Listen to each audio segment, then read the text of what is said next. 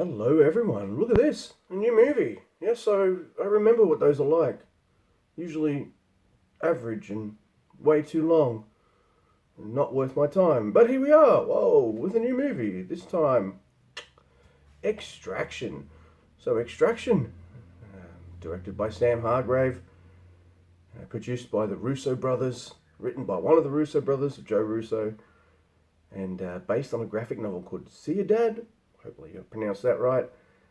That was written by Andy Parks, the Russo brothers, with art by... I need to look at the names. I can't fucking remember all this. You're used to this by now. But the artist was Fernando Leon Gonzalez. Now, I haven't read the graphic novel, so I don't know if this is a good adaptation or a bad one. I got no idea. I'm just going to go based on the movie I watched. And, I guess the Russo brothers have a lot of stock with people because people usually love their shit. I think they've done one good movie, that being Captain America the Winter Soldier. And all the other stuff they've done is like, meh. So a lot of people are going to disagree with me on that. But that's where I sit on the matter. So before I go into the cast and all that kind of stuff, look, the gist of this movie is a simple one. Some drug dealer, some drug lord's son is kidnapped, and so they send mercenaries into Bangladesh to get him back. And when something goes wrong, Chris Hemsworth is stuck trying to lead this boy to safety, all on his own, which is pretty much the whole movie, which goes for 2 hours. Yeah. So I just want to say Chris Hemsworth is fantastic in this. He is he's a big dude, and for some reason he feels more imposing in this role as Tyler Rake than he did as fucking Thor. And I think it's because Thor doesn't push motherfuckers' faces into rakes and shit, It's a Marvel movie. You're not going to see all the blood and gore and shit, but seeing him do some impressive bone-breaking fucking stunts and shit, really cool stuff. Other than that, the acting side of it, he's got that too. The guy's got chops. He's really good in this film. Now, I hope you're prepared for name butchering. I hope that is something you enjoy. I hope that's something that you laugh at, because there are a lot of people from countries with names that I'm going to butcher. But they are all fucking really good in this movie. So, I do apologise. But we got Radrax Giswal. He plays the boy that Chris Hemsworth goes in to save. We've got I don't know if I've seen this guy before, but if he's in something else, I'd be happy to check it out. His name is Randip Huda, and he plays like the lieutenant of the first drug lord, also sent to kind of rescue the son. Then you've got Goshifti Farhani. She is amazing in this movie and used so sparingly. She was totally dope. I would have loved to have seen her more. And we've also got David Harbour, who everyone I guess knows from Stranger Things and Hellboy and shit. Two things I don't watch and haven't really seen. So there it is. Now, this movie, it starts with a fucking trope I hate. I hate it when TV shows do this. I hate it when movies do this. I hate it. And my wife pointed out, Luke, a movie you saw earlier this year did that exact same thing. Alright, she's right, but bear with me. Alright, the trope is this. Like, the movie starts, or TV show starts, cool, intense action, big, bombastic set piece. You're like, whoa, fuck, we're just launched right into the action. What the fuck's going on here? Then it stops, and then it cuts to a previous moment in time. Hours, days, whatever. So the rest of the movie is going to lead up to that moment from the start. I fucking hate that. Because it's either going to happen in the middle of the movie or near the end. And this one catches back up with that near the end. I fucking hate that trope. It breaks all tension. Why couldn't you just start with how the actual movie started after that? Would have been so much better. But no, now we know that he'll end up on a bridge bleeding profusely, and you don't know if he's going to live or die. Well, for most of the movie, I know he's going to live, because I know he has to get to that point on the bridge. So you fucking killed all the tension. That sucked. I hate it when movies do that. Now, my wife pointed out that The Gentleman, the movie I scored quite highly, also did this trope. That there's a few things The Gentleman did better.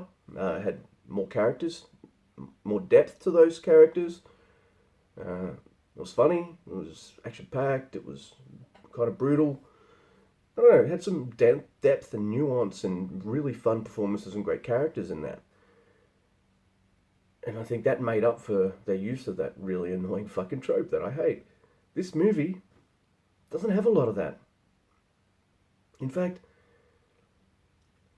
all right, let me talk about this. Right, you've got Hemsworth and his team going to extract this boy.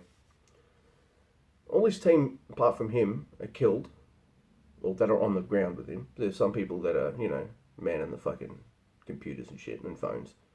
Computers and phones. But everyone on the ground with him gets fucking taken out. And so his character spends the whole movie with this one boy, trying to save him and get him out of Dhaka and to safety, right? And all the criminals and cops, because the cops are corrupt in this town, they're all owned by the drug lord. They're all swarming the city, and they've blocked off the city, and they're all after him. And that's fine and all, but that means you're not going to get as many fun character moments and things as you could get. Like, the movie just follows mostly just those two people around. It does break things up with scenes from the drug dealer's perspective and all that kind of stuff.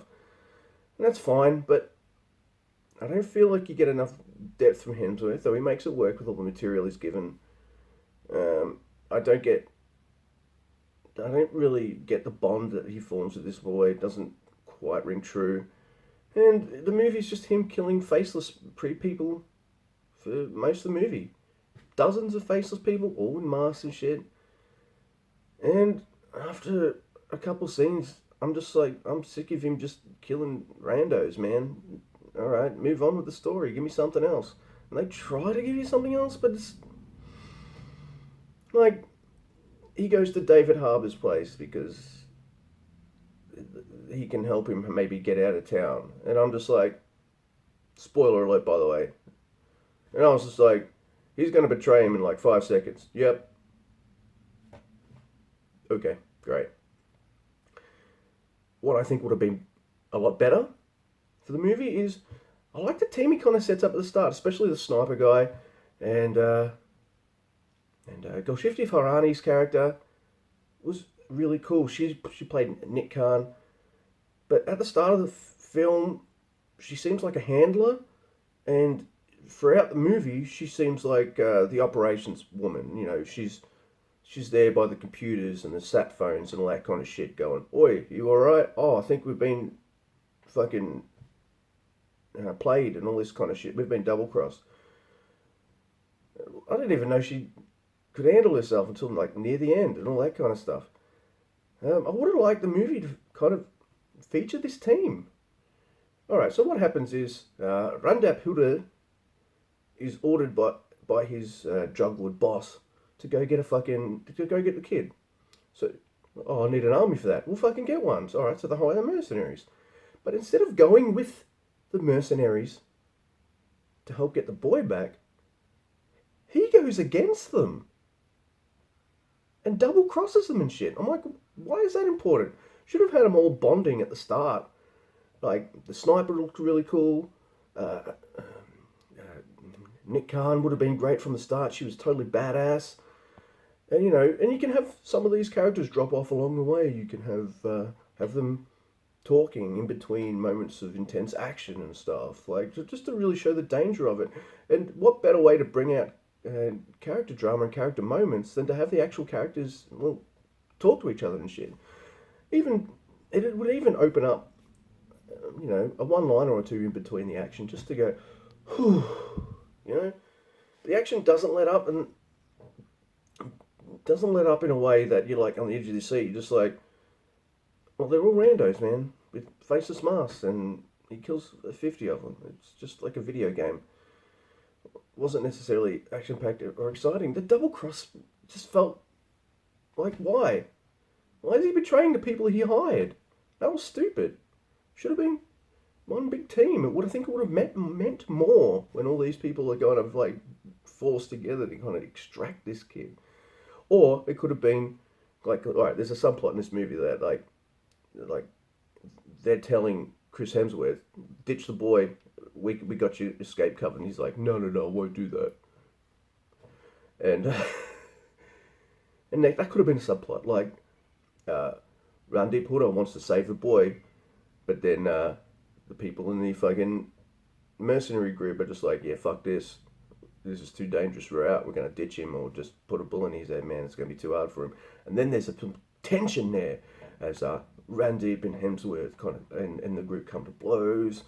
And then like Chris Hemsworth comes onto Randeep's side. And man, this movie could have... I don't know if what I'm saying is even is more cliched than what we actually got. But there you go. It would have been more fun, would have had more character interactions, would have had a little more depth to it, and it would have been a little more memorable. Fuck me, how have I talked so long about this movie that was so average? I guess because I wanted it to be better. The action set pieces are so well done and really good. Randeep and Chris Hemsworth fucking nailed their fight action scenes. It's really cool. Would have liked to have seen more of Goshifti Farahani, whose name I've butchered. I'm so sorry. This movie could have been better. Instead, it was kind of lifeless, and the ending is very eye-rolling as fuck. Giving Extraction, fucking hell, this is a long review. Yeah, but it could have been better, come on. Alright, yeah, I'm giving Extraction a 4 out of 10. Come on, Netflix. Give me something I really, really want to sink my teeth into. You know, give me another Ballad of Buster Scruggs. Give me another Wine Country. You know, that were 2 Netflix movies I loved. But, yeah, is what it is. Oh man, I'm done talking about this movie. Give me a like, dislike, share, and subscribe. I got more reviews coming. I'm not done with Bond. I watched those with my wife, so when she's feeling like one, we're going to watch one. In the meantime, I'm just going to keep this train rolling. Alright? Come on the journey with me. Thank you. Like, excraption.